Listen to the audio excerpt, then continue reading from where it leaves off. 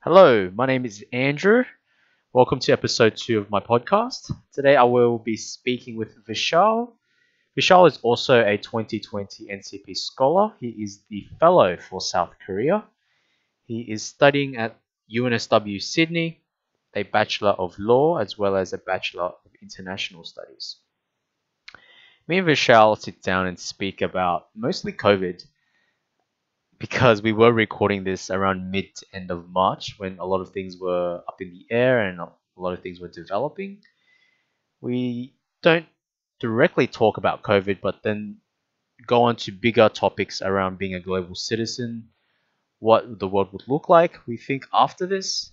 And through this process, I really did understand more about who Vishal was, and it was great to understand how he thought, how smart he really is, and just understanding a different perspective on things from a culture perspective as well as a very optimistic perspective as well. So that was very refreshing for myself. I hope you all enjoy this. If you have any feedback or comments, leave them below. But other than that, thank you so much, Vishal, for giving up your time and being such a great guest. I hope you'll enjoy. And what were your plans, I guess, on for the application? Because we have to outline our objectives and what our timeline is on the scholarship. So what were like your initial plans when you were applying?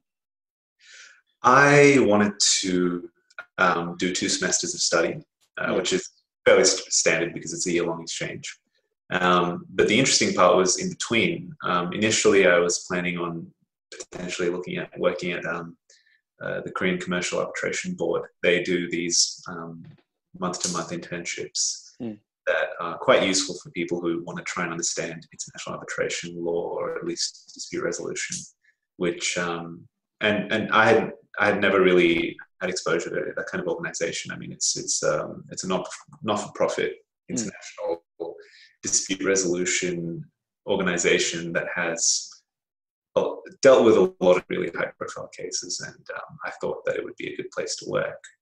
And then I also started looking into opportunities with the Seoul Metropolitan Government, with the Green Climate Fund, with the UN Labour Organization. The UNDP had an office on campus at the university that I was meant to study in. Yeah. So there were a couple different opportunities that I was trying to look into. And I guess the idea was to go there and explore and see which ones would be best suited. Unfortunately, none of them worked out, obviously. Yeah. But in terms of my trajectory, I think that interim period over the summer between the 2 semesters was where things were supposed to get really interesting, and where I was supposed to get the bulk of the, I suppose, take-home experience. Because the university life, well, it's obviously interesting and a lot of fun to study at a university overseas.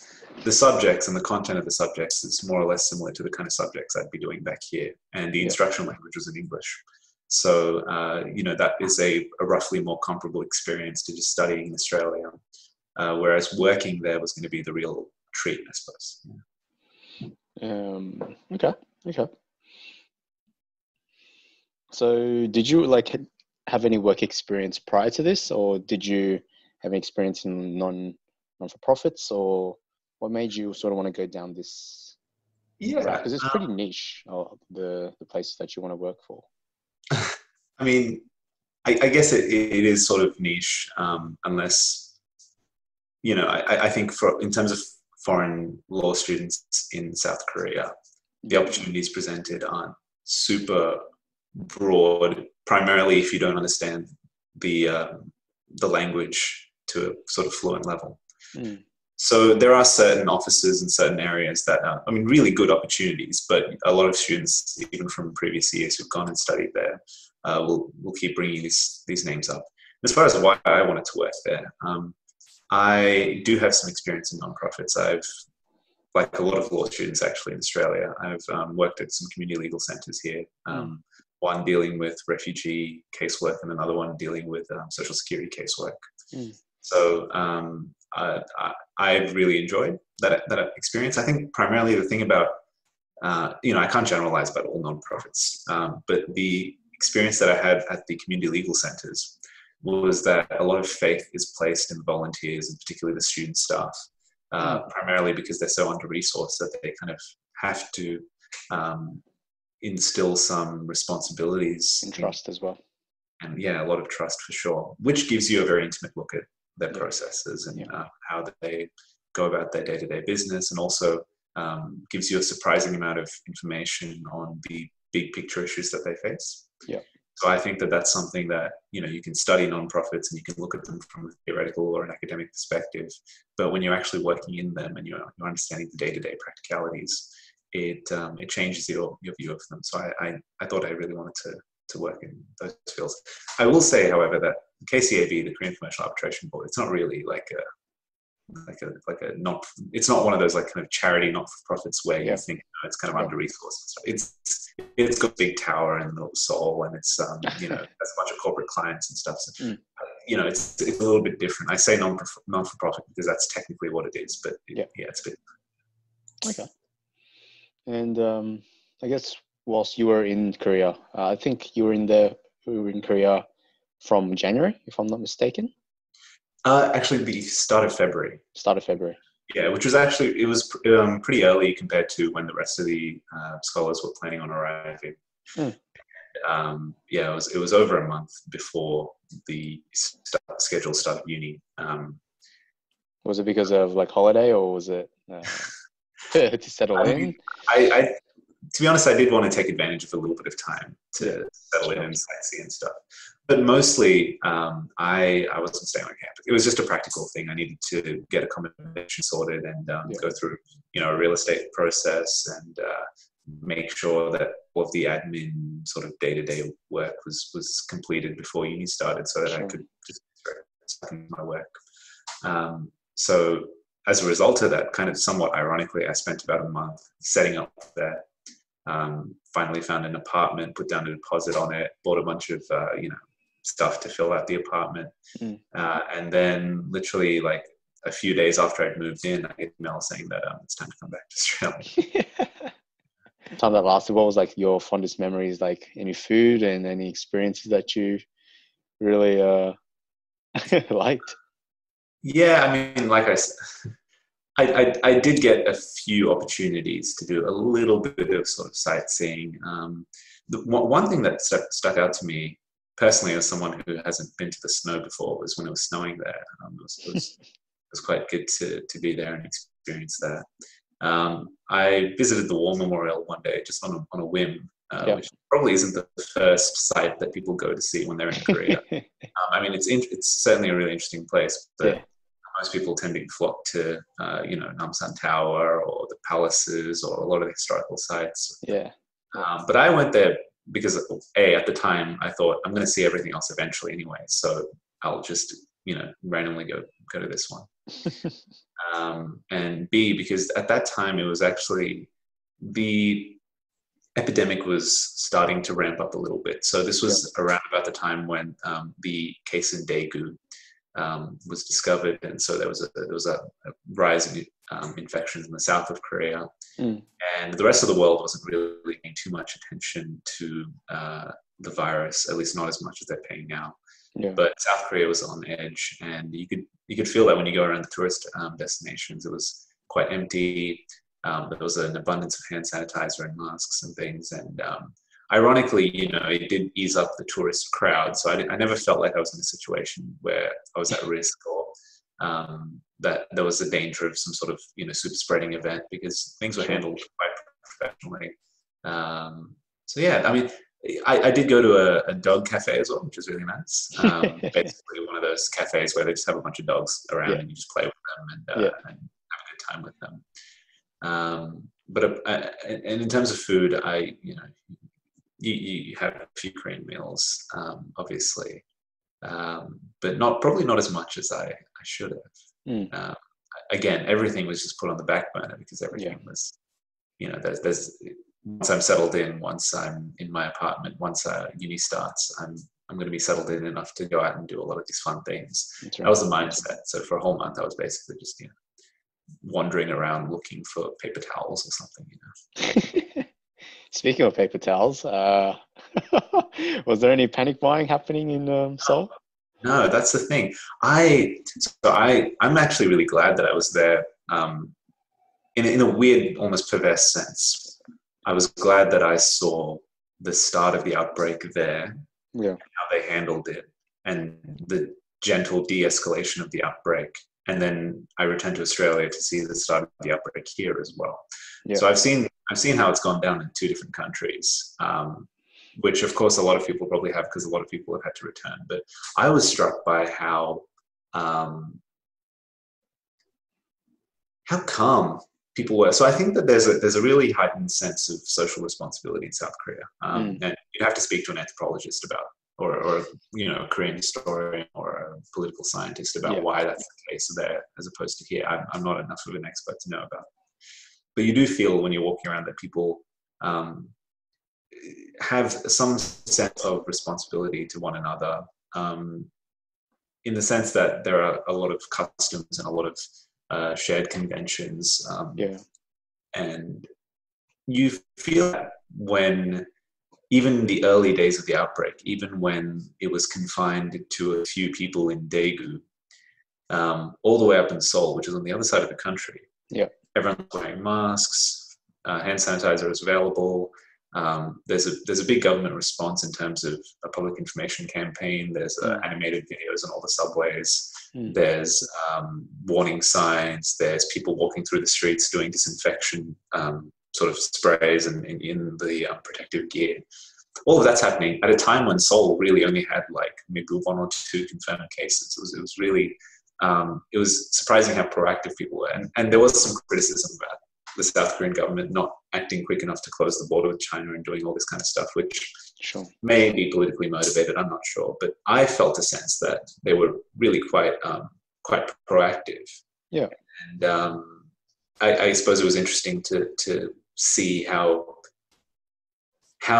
in this time of peculiarity and stress, and certainly a time of danger, how a different society and a different set of institutions responded, and then comparing that to how things have unfolded over here. Do you think that it could come down to, like, I'm generalizing with, I guess, cultural dimensions, but with South Korea being an Asian country and being quite more collectivistic, and there's a lot more stronger, I guess, customs in regards to family and expectations, whilst in Australia it's very much more individualistic, and I'm not going to say everyone for themselves, but like with the toilet paper example, like I use it as a joke, but I was speaking to a friend recently and he said that I was listening to a podcast and they were rationalizing that toilet paper could be sort of representing like safety, and people were just gravitating to things that they know and like then could just latch on to that would provide them with stability, obviously with like pasta, the staples, spices, and like toilet paper. And so in that sort of way, but I've also heard of other analogies such as lemmings, where these are animals that like sort of jump over the cliff and then they follow the leader. So everyone just jumps over the cliff, even though they don't really think it through. And so once there's like a panic buying in the Woolies, and then everyone's just seeing all of this footage on the news, everyone just goes and does the same thing.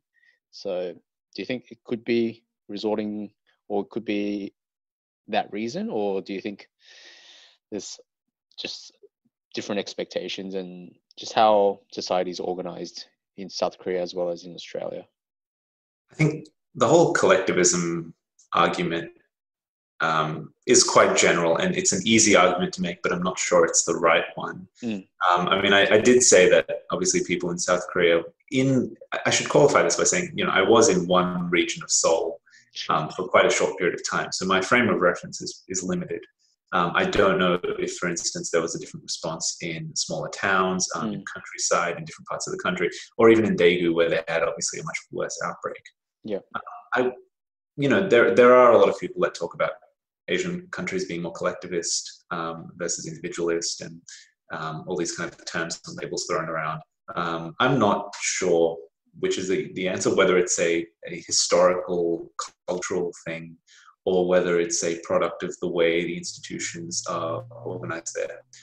So one of the examples might be, how, and I don't know the answer to this question, but it could. I think a big part of this crisis has been how much weight do we give to the expert advice provided by kind of technocratic institutions. So, when the Australian chief medical officer says something, how much weight do we give that versus what the prime minister says? And those are, two different representatives of two quite different political backgrounds. And maybe the difference in the response between South Korea and Australia is a reflection of how different institutions in their society are valued. And also in terms of things like infrastructure, you need the infrastructure to get public information out to the public really quickly. You need the ability to deliver critical consumer goods like hand sanitizer and face masks really quickly. You need to be able to use technology. I mean, one of the really cool things in South Korea that I saw was using technology to help people have a really good understanding of what's going on with the situation. Now, there was a bit of controversy because apparently some of the emergency updates being issued to people on text messages, they were describing in great detail the patterns of movement of certain people who are infected. So, in an emergency alert, it would say, oh, there was a person in this region of Seoul, they went to this restaurant, then they went here, then they went here, then they went home. So if you're in any of those regions, watch out. Which is a very, it seems quite a sensible thing to do in terms of letting people know where there could be a risk of infection. But it's also a matter of privacy, and some people are a bit concerned about the privacy of their movements being blah, blah, blah. But other really interesting technological developments, for instance, when there was a shortage of masks were about the only thing that seemed to be in shortage at certain points. They had an application, or it was on their version of Google Maps, Naver Map, where you could see how many masks were available each pharmacy that was in your region. So you could just look on your map and you could see this one's out of stock, but the one down the street has 400 masks left. I can go there and get my ration or my supply. Nice. So I think that kind of stuff requires a strong public infrastructure, strong public services, and a tendency to immediately respond to and trust health officials. And it's not to say that necessarily everything is perfect, because I don't think any country has had a perfect response to the crisis. But I think Korea maybe has learned lessons from 2015. They had a MERS outbreak in 2015, which they didn't fully take seriously, or at least some people say they didn't fully take it seriously. And kind of a high number of people died of MERS in that year compared to other countries. And so there was a lot of criticism thrown at the administration at the time about the handling of viruses and outbreaks, and maybe that's influenced how they've been able to get their situation under control relatively quickly in this year. But I guess what it comes down to is there's so many different factors to consider, not just from a cultural standpoint. It's easy to make that cultural argument about, East Asian people are just more collectivist, whereas Australians are more individualist. And maybe that does play a factor in terms of the day-to-day mentality of how people respond. But there are so many institutional and political and historical factors that also affect it, that I think it's going to take a lot of time for people to come to terms with how this crisis has been handled.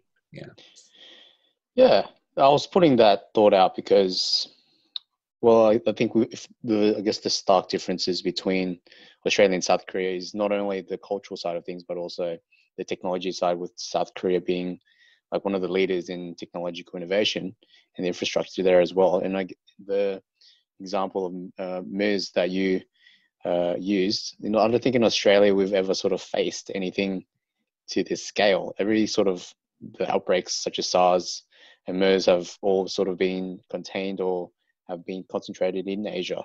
So I think the top of mind thought about these issues is always there. Whilst in Australia, we're quite isolated in geographically and politically. I think it's definitely another topic that is up for discussion with regards to the person giving out the advice, the chief medical officer in Australia, compared to the prime minister, compared to the premier, compared to the health minister. There's just so much going on and a lot of information overload, and people, I think, would understandably not fully comprehend the magnitude of like the situation or the correct information that they should be taking in regards to hygiene and how to approach the virus. So I think all your points are very valid, and that's something to be considered. I think the Australian situation might be a product of complacency, because not just in public health, but in terms of how we respond to issues of, I suppose, universal public importance, issues that threaten public goods and public services, for whatever reason. I mean, if you think about it, Australia has always been termed this lucky country. We've gone, at least for close to 30 years now, without a recession. That's right. We've gone through so much in the last few decades, with a sense, maybe not a reality, but a sense of being above a lot of these issues. Yeah. And it's possible that that's coming back to bite us now. But I think there was a really widely shared article recently about how Australia dealt with the Spanish influenza way back in the early 1900s, and about how that influenza almost kind of tore our federation apart and exposed a lot of the difficulties that we were having with governance in the immediate aftermath of federation. And so, it's almost exactly a century after that where we are facing similar questions about, what kind of priorities do we have, and how do we go about establishing a cohesive response to something like this.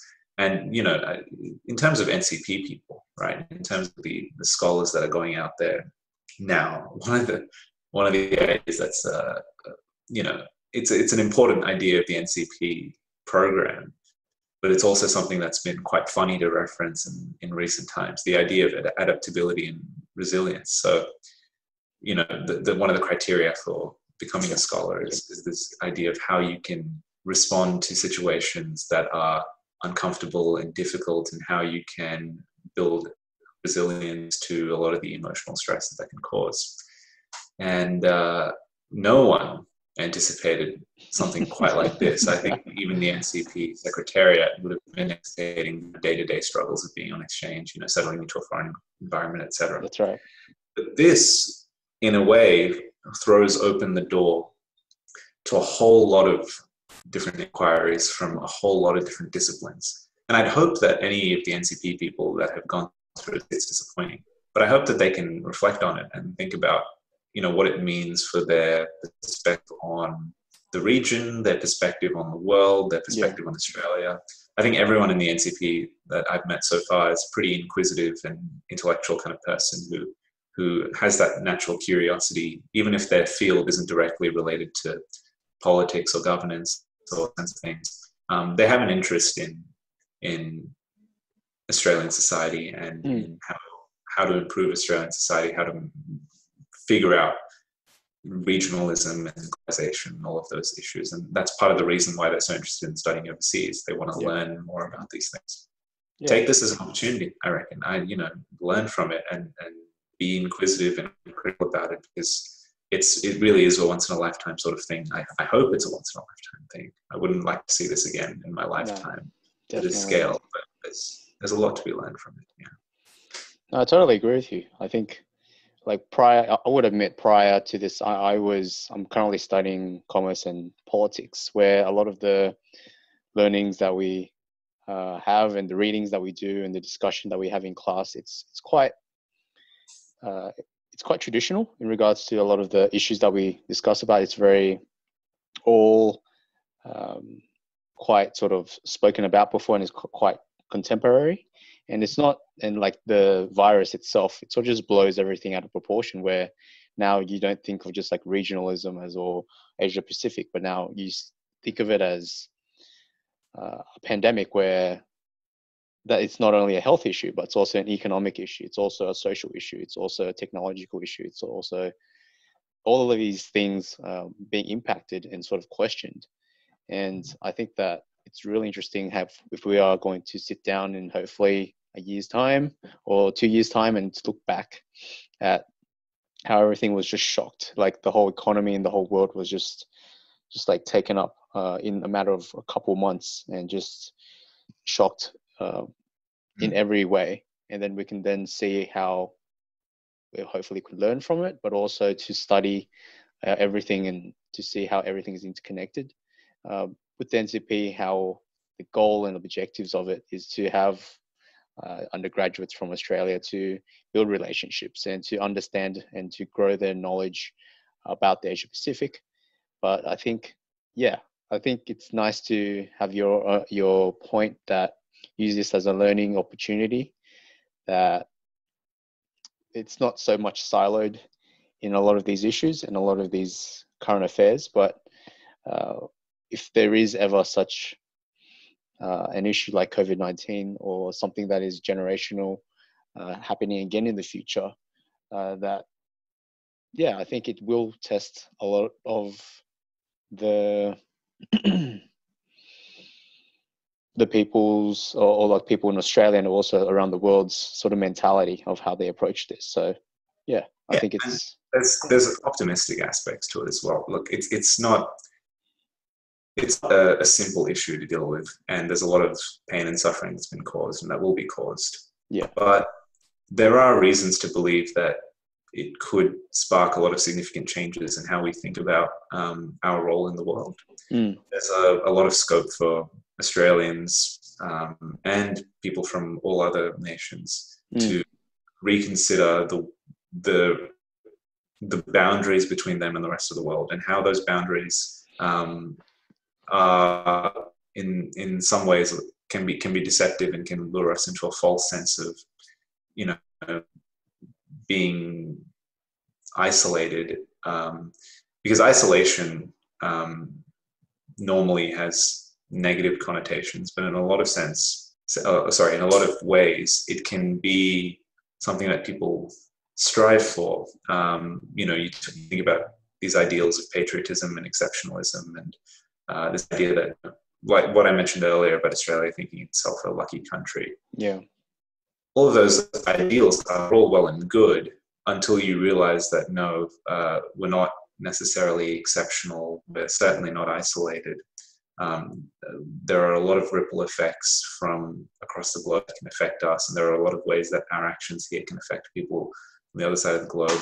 So how do we navigate that? How do we navigate being global citizens as well as Australian citizens? And I think people might be reflecting on that now. I hope that they come to the conclusion that,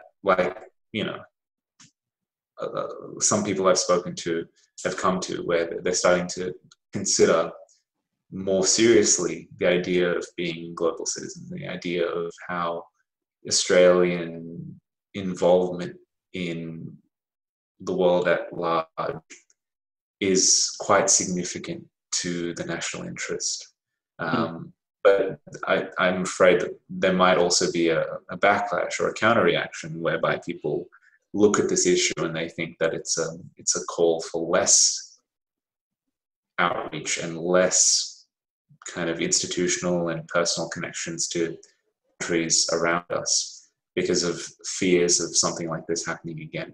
And so that tendency towards isolationism and towards exceptionalism and patriotism might not necessarily be the best response to something like this.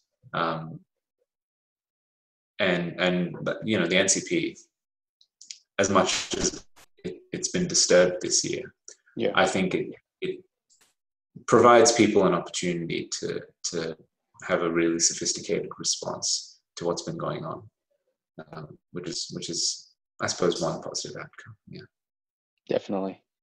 I think hopefully that your point of us all becoming global citizens with NCP scholars and the opportunity that we have hopefully that does materialize into something positive. And yeah, there is always, I guess, the opportunity that it could always go the other side of the spectrum, where isolationism and looking at the institutions that we already have, and to critique them, and to not really look at improvement, but then rather than to criticize and to not have any sort of practical answers, I think. And I think it also really reminds people that Asia itself, let's say, for example, taking the Asia Pacific, not as just a region that should be looked as for business purposes or very material purposes, but there is a lot at stake. For example, with this situation, where health and the well-being and the development of these economies are very much crucial, because, as you said, there's the borders aren't totally closed, and with air travel and the movement of people around the world, the well-being and the development and the well-being of all the people in Asia and Southeast Asia are quite important, because what happens there can have a ripple effect all the way to Australia. Like, if you were to say something happening in China, or I don't know, let's just take a country like in Thailand, like one person having this virus, and then if you were to tell me that it would affect halfway around the world to the United States, where massive events like sporting events, concert events would be closed down because of this, I would, if you were to tell someone like that maybe 50 years ago, 60 years ago, they'd maybe say you're insane. But now it's, I think, a big reality that I think everything that you do, I think there is a ripple effect, and being a global citizen and being a lot more conscious about, I guess, your position in the world and in the countries and the people that you meet, I think is going to radically change after this. I think there's two rationales for that global citizen argument.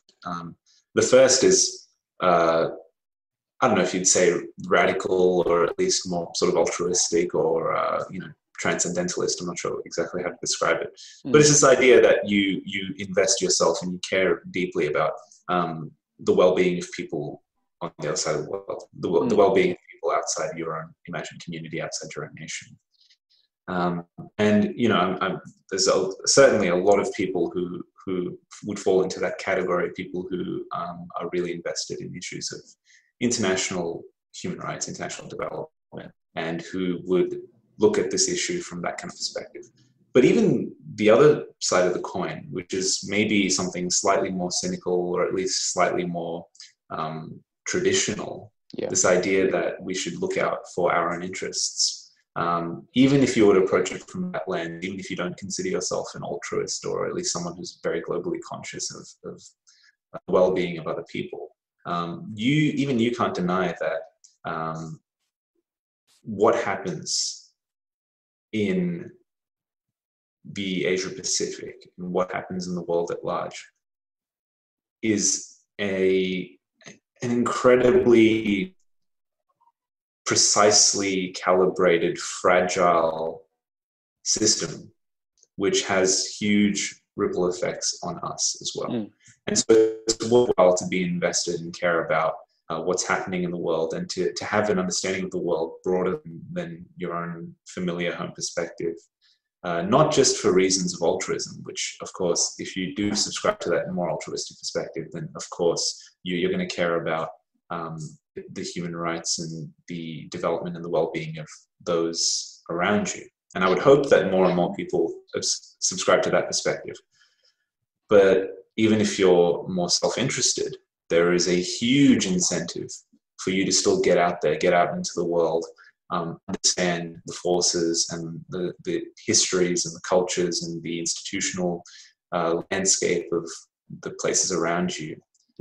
So that when something like this happens, even if you're not someone who's in a position of power, even if you're just an everyday ordinary Australian, you have an understanding of the kinds of things that are happening in the world, and that can help you be less panicked.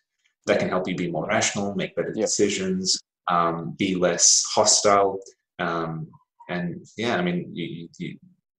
hopefully not stock up on toilet paper because I still like that. Yeah. Well, yeah, I guess my fear would be that if this boils over in a year's time and the economy starts running back and everyday life is just going back to normal, people will sort of forget about the global citizenship sort of view and the altruistic view and go back to their own individual sort of perspective that, now it's just me.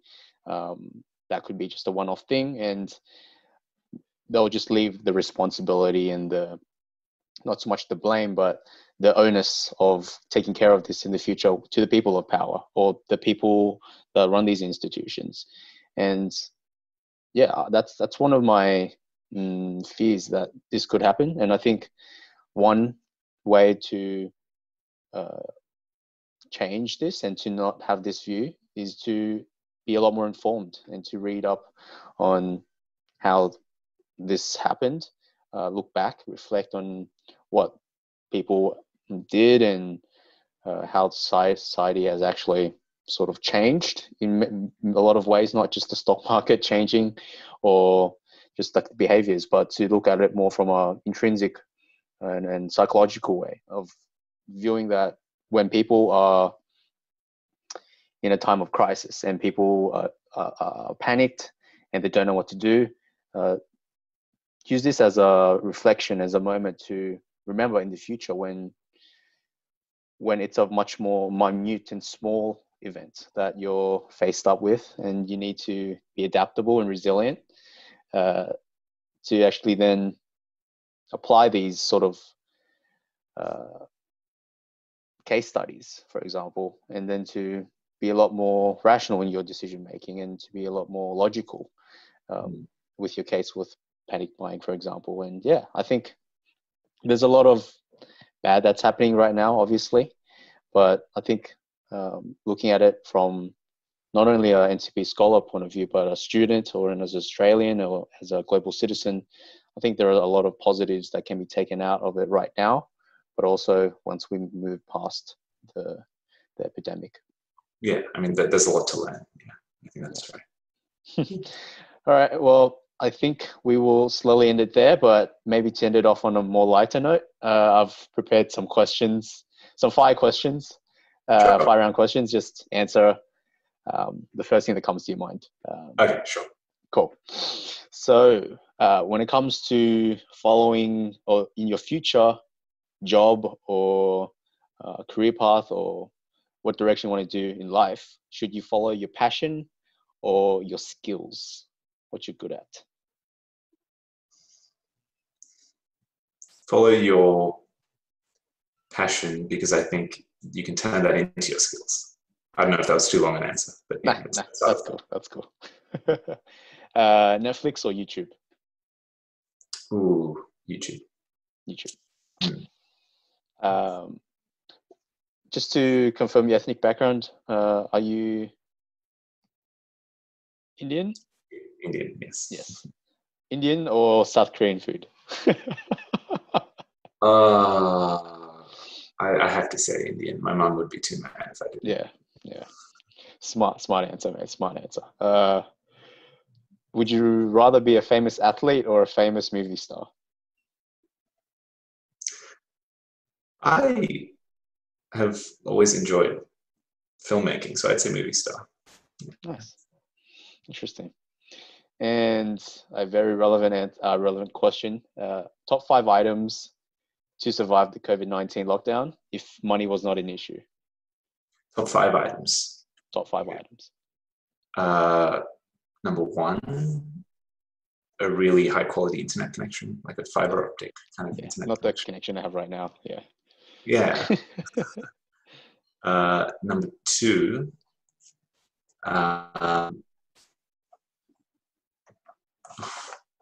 interesting. Be a big collection, a library, basically, a home library, stocked up on a bunch of stuff to read. Unlimited Kindle books at your disposal.